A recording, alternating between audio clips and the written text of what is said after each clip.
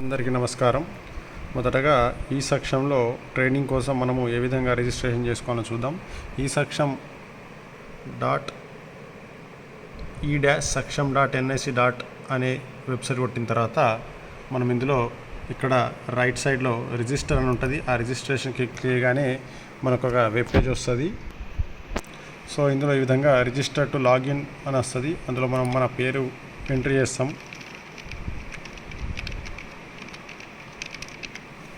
అదేవిధంగా స్టేట్, మనం ఏ స్టేట్ అయితే తెలంగాణ, డిస్ట్రిక్ట్ నిర్మల్, బ్లాక్ సంబాసర్, మెయిల్ ఐడి, మనం ఏదైనా ఒక మెయిల్ ఐడిని ఇస్తే